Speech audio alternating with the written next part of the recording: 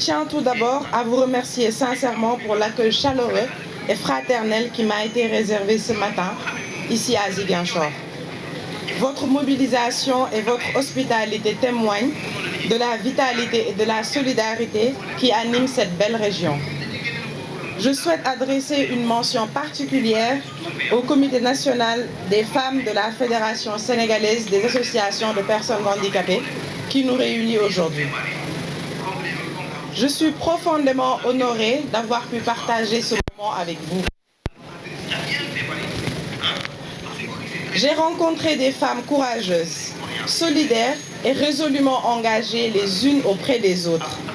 Des femmes qui, chaque jour, transforment les défis en force et l'adversité en détermination. Votre engagement rappelle une vérité fondamentale. Le handicap ne limite ni la dignité, ni l'ambition, ni la capacité des femmes à contribuer pleinement au développement de notre société.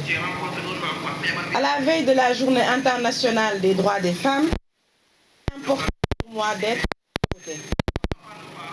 Être à vos côtés pour vous témoigner mon soutien, ma considération et mon profond respect. Être à vos côtés également pour poser à travers la remise de ces équipements un geste concret de solidarité destiné à accompagner vos activités et à faciliter votre quotidien. Ce geste est modeste au regard des défis auxquels vous faites face, mais il traduit mon engagement pour une société qui accorde aux plus vulnérables toute l'attention, le respect et les moyens nécessaires pour participer pleinement à la vie de notre nation. C'est dans cet esprit que s'inscrit la vision portée par son Excellence le Président de la République, Bassirou Diomaye Faye, une vision qui place l'inclusion des personnes en situation de handicap au cœur des priorités nationales.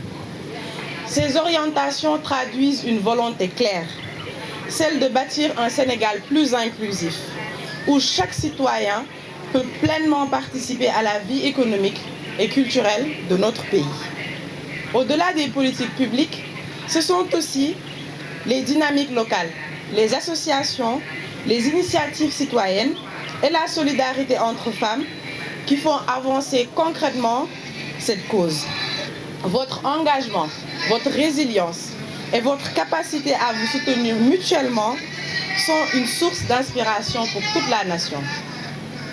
Je formule le vœu que les actions engagées aujourd'hui continuent de renforcer l'autonomie, la visibilité et la participation des femmes en situation de handicap dans tous les domaines de la vie nationale.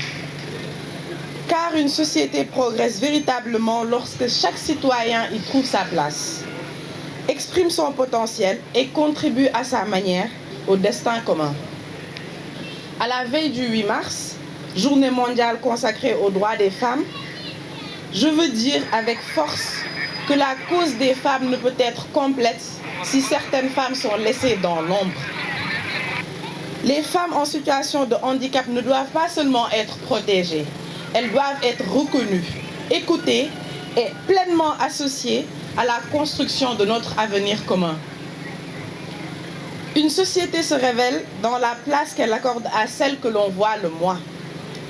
Lorsqu'une femme, quelle que soit son épreuve ou sa condition, est reconnue dans sa valeur et dans sa contribution, alors c'est toute la communauté nationale qui s'élève. C'est cette exigence de justice, de regard et de responsabilité collective qui doit continuer de nous rassembler, aujourd'hui et bien au-delà du 8 mars. Je vous remercie de votre attention.